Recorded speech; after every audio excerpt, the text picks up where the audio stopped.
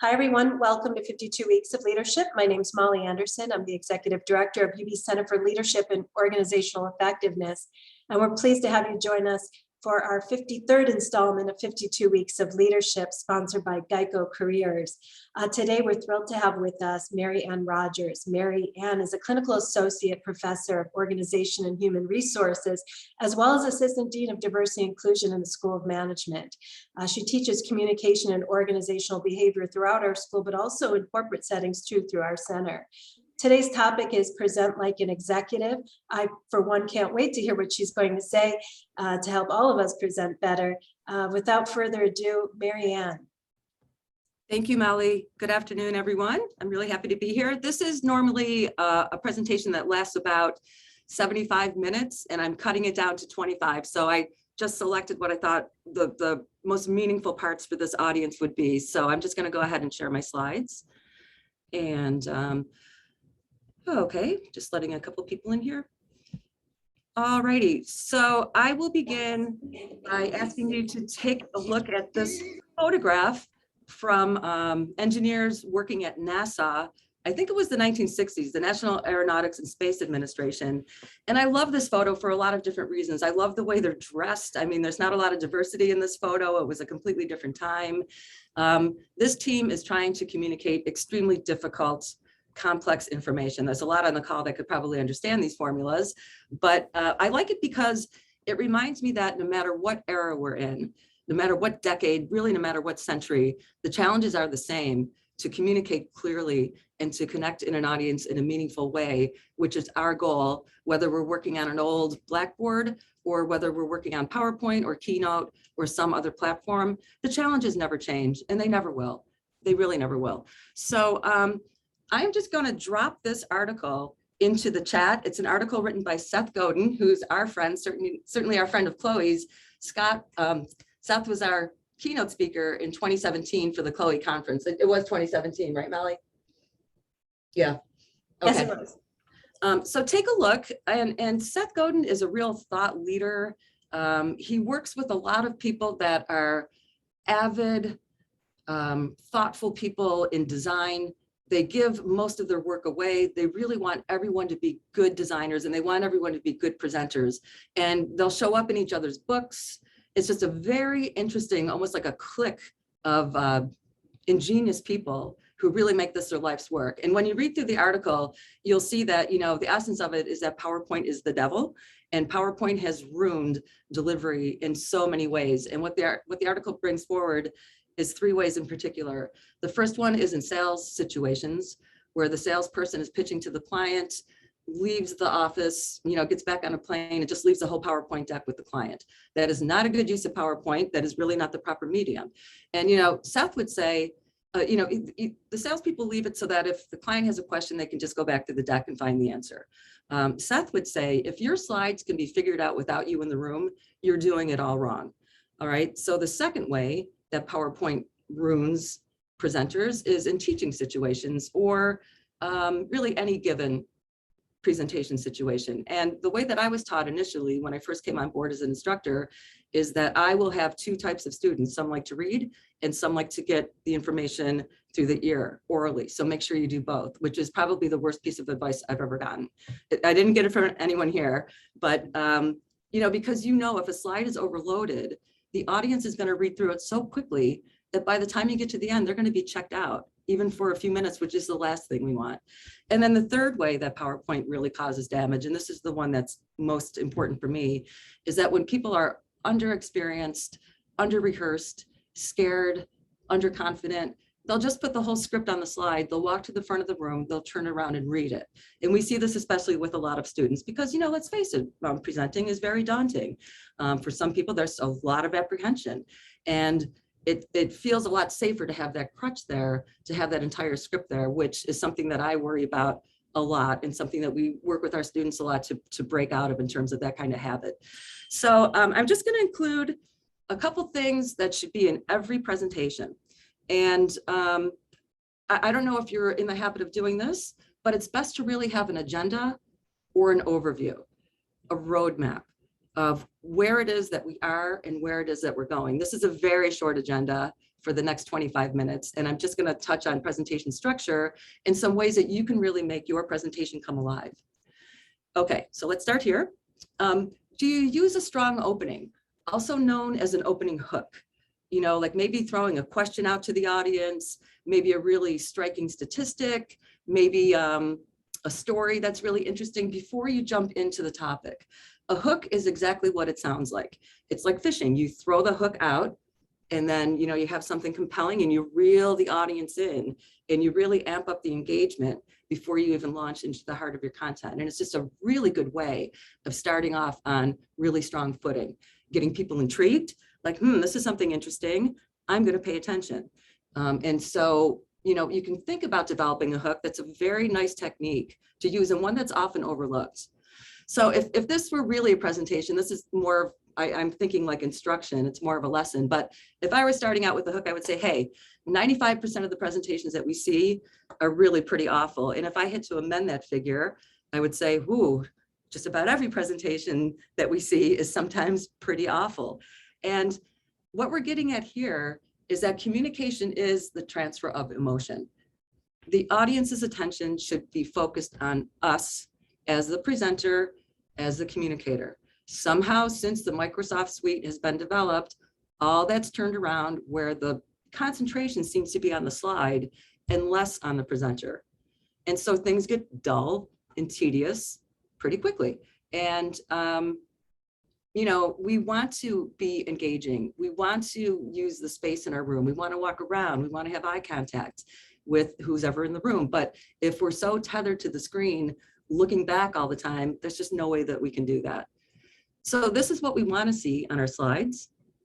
And this is what we often see on our slides, leading to things like this. So in my communication course, we focus on writing and we focus on presenting, and there's a lot of parallels between the two. And the main focus is always on the audience. The audience matters the most. So we want to be audience-centered in our writing, and we certainly want to be audience-centered in our presentations. The slide that you have here does not represent an audience-centered slide.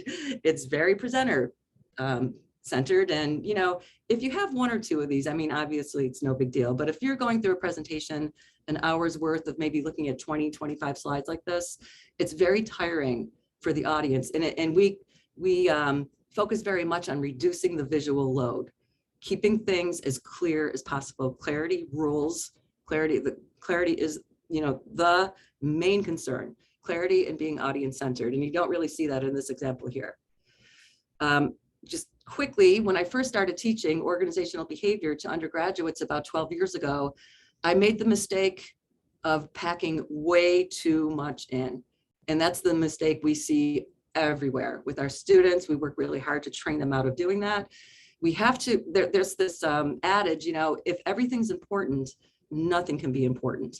And it's a lot harder to carry through with that than it seems. But, you know, really doing that hard work of figuring out the main takeaway of the presentation, or maybe the second one or the third one, but not more than that.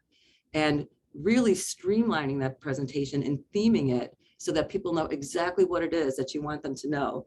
When I first started teaching, I just went through the book, and every single chapter, I just put down every single page of the chapter into slides, and I just talked through the slides for 80 minutes every Tuesday and Thursday. And I don't know why my students kept coming to class. There was no reason. There was no reason, but it was my concern that, you know, the textbook was expensive. I wanted to get every last morsel out of it. I wanted to make sure that they knew everything. And I was completely wrong. I had my teaching model completely upside down. And, you know, I figured it out pretty quickly that this was not going to fly. Okay, so you want to have a strong, interesting opening by way of a hook. You want to use an agenda. We're going to work to keep audience interest high, and it's through a persuasion model that we love here in the School of Management. And just about everything that I'm talking about here this afternoon is from a book called Presentation Zen. If you don't have it, and if you're really interested in presentations, you're going to want to pick it up. It's in its 3rd edition. It's written by Gar Reynolds, who's just a wonderfully prolific and committed communicator. He's friends with Seth Godin, and Seth has, I think he's written the foreword in here. Seth is in here, and it was life-changing. It changed the way that I and a lot of my colleagues changed our presentation style, how we set them up and how we deliver them. It's a beautiful book. Guy Reynolds lives in Japan. So there's just a beautiful Eastern flavor threaded through the whole book with examples and just, really good techniques for how to make your presentations a lot more exciting. Okay, have a strong opening, have an agenda, keep audience interest high, and close effectively with a summary, or even better, like an action step to get some commitment from the group that's in front of you.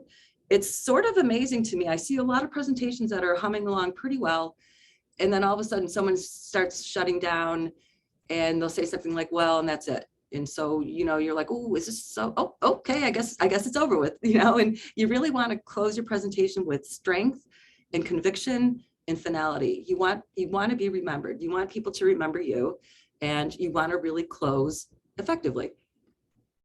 Okay, so let's get into the next part of our agenda.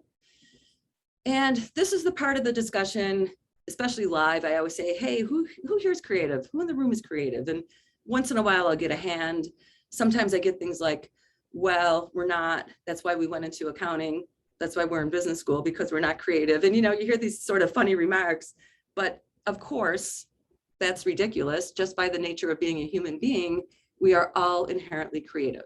We all have oodles of creativity in us. And what happens, and I've witnessed this many times, and you can think about it, when we're assigned presentations, you have to start somewhere. So we usually flip open our laptop and start typing into it. And the very nature of doing that is a creativity killer, really, because we're visually locked into the parameters of our screen. We're typing in a linear fashion, and we're not really maximizing the creative forces that we actually are able to tap into. So the first piece of advice that I have for you is go old school and plan in analog. Plan in analog. Maybe just get a pad of paper and a pen and start drawing out. You can storyboard your presentation. You see the pen move in different directions. It's really amazing. It's very freeing for your mind, and it immediately stimulates better thought and better creativity. Or do it with Post-it notes. Put your ideas down, put them in a nest, take a break for supper, maybe come back, re-nest them again. You get the idea. It's about keeping your mind open and your ideas flowing and getting away from that laptop screen. A good old-fashioned whiteboard or blackboard, anything. And next time you have a presentation, use this and you'll see how much richer your presentation automatically becomes. Okay, so let's go back to Aristotle in the Greeks, a few hundred years, like 400 years BC, sometime around there. We know, and you've seen this before, persuasion is a necessary element no matter what your topic is. If it's a budget review, what if it's just a rundown of next year's strategic plan, you still need to persuade. We're still selling, we're still trying to connect with our audience and getting them to believe in it and buy it. So there's 3 legs to the stool. Ethos is our credibility, logos is our logic, and pathos is emotional appeal and connecting through emotion. In our business school, and I would believe probably in your organizations, there's really no problem with ethos or logos. People come in, with high credibility. In our business school especially, we have a very quantitative program. So there's a lot of analysis. There's a lot of data being run. And my challenge always is to convince our students to put pathos into the presentation. And they think that it'll weaken it somehow. If you put feelings in there, if you put emotions into the presentation, what our students are concerned about is that that presentation will be weakened, when actually it makes it so much more powerful and so much more stronger through use of a story or other elements that I can share with you in a minute. All right, so you need all 3. Logos has to be in there. It's a big piece of our persuasion, relying on analysis, facts, figures, testimony, but pathos can really bring the power. Let me give you a couple ideas in a minute, just so that you have this part of the model. It can boomerang if we only bring pathos into it. People really don't like that. You have to have some strength with analysis as well, but really consider using all 3 pieces the next time you have a presentation planned. All right, so that's the classic persuasion model. This is a contemporary one called Made to Stick. This book was a bestseller, I think, in the late 2000s. It was one of those New York Times business bestseller by Chip Heath and Dan Heath, two brothers, also out of Stanford. They also know Seth Godin, and they're leadership guys in the US. And they were wondering, the basis of this book was there are products that break through the marketplace. There's so much noise in the marketplace and there's so much clutter, but some products break through and they stick there. What is it that makes them so? An example that I can share is, do you remember a couple summers ago, there were those fidget spinners? Everybody had them on their fingers. I happened to be traveling a lot globally that summer, and no matter what country I was in, no matter what part of the world I was in, everybody had those fidget spinners. How did that happen? How did they break through? And there's a really nice analysis of things like that in the book, Made to Stick. And happily, these 6 elements that are identified by the Heath brothers transfer really nicely to presentation design. Okay, so 6 concepts to make our ideas sticky. The first one is simplicity.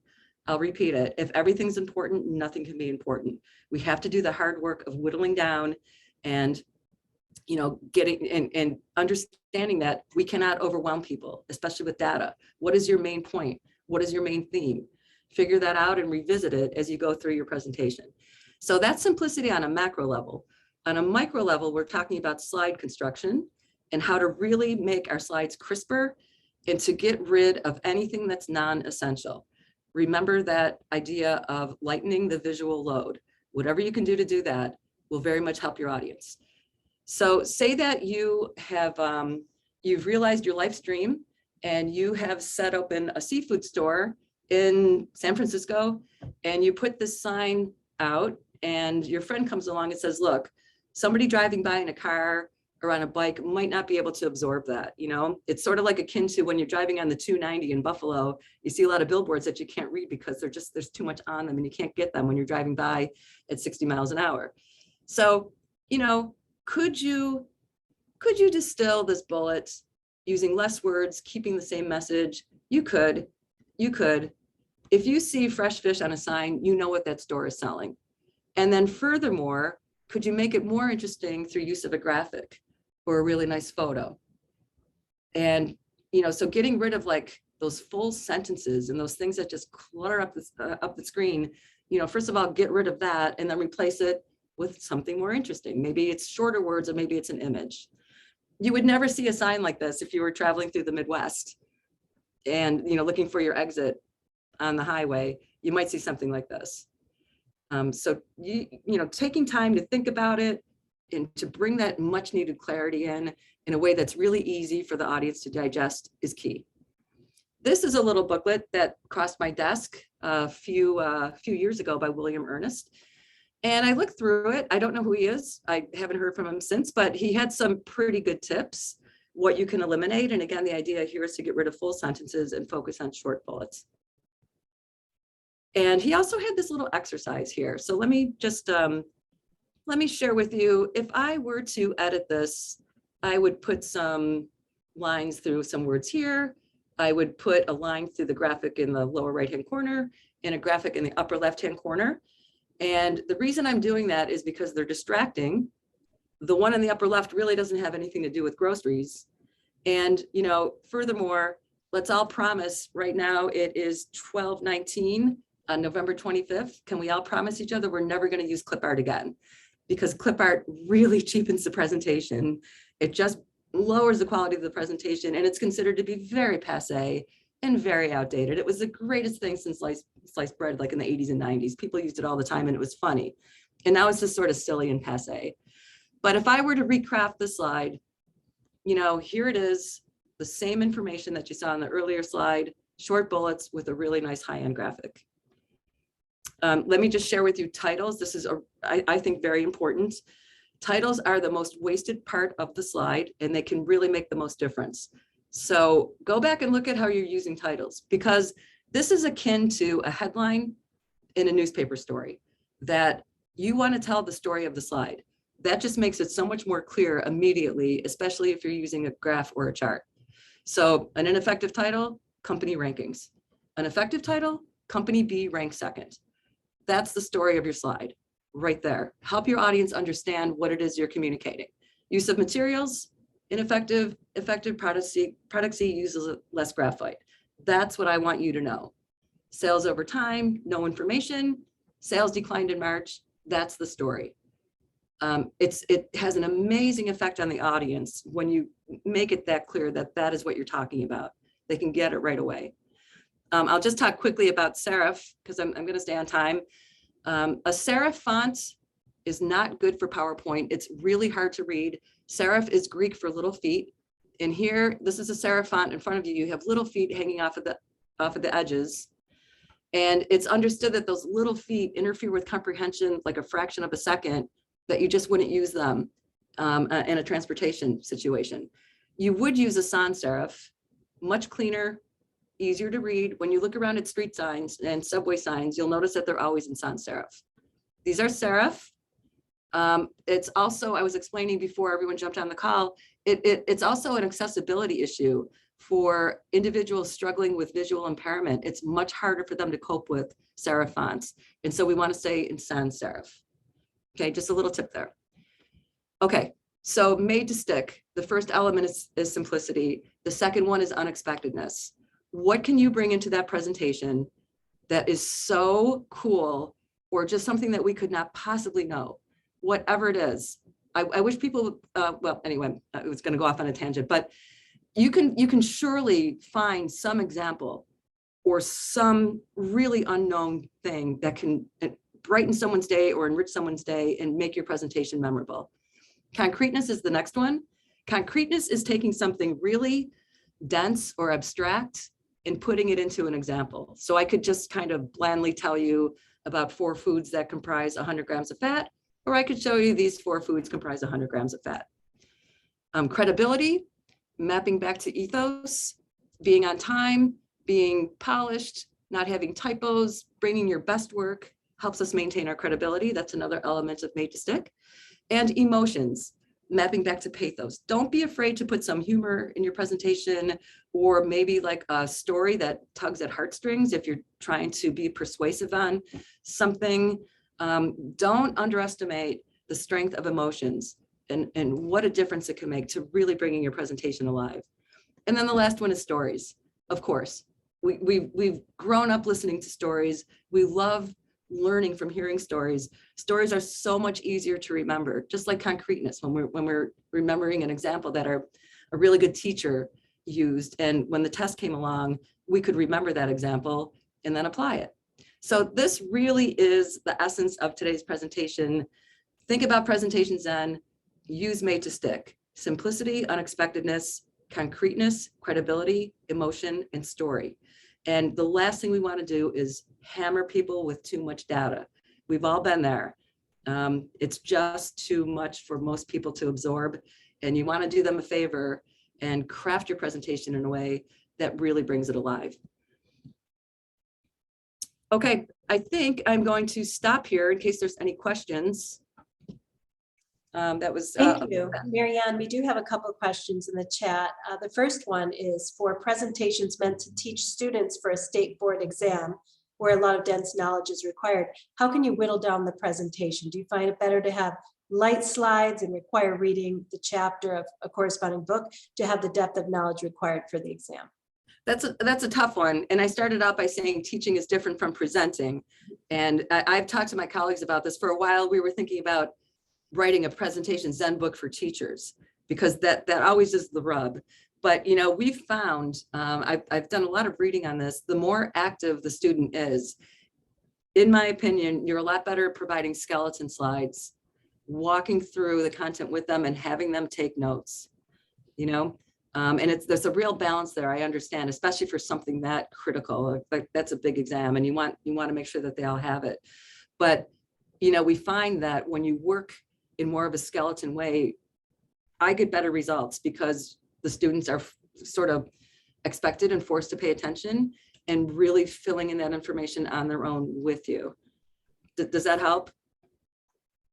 Thank you, Marianne. There's 2 questions I think you might be able to answer together. What is the recommended minimum font size? And can you speak more about accessibility in PowerPoint? I just know what I just explained. And I wish I had a stronger answer. I'm just sort of looking into it, partly because of my role as Assistant Dean for Diversity and Inclusion. This is something that someone just told me a couple of weeks ago that really, I was surprised it didn't dawn on me. When you look at the fonts, the noise in the font, and I think it makes a big difference, like in conversion and reader devices. The more pared down we can keep our characters, the better. Like to the point where I don't even write November 25th TH anymore. You're better off just saying November 25 and just keeping any extra element or character out. Anytime you look at something, my advice would be, can it be reduced even further to something barer and plainer and probably easier to convert? Mary Ann, we have a couple questions related to finance and data and presentations. Could you just share a little bit more on that?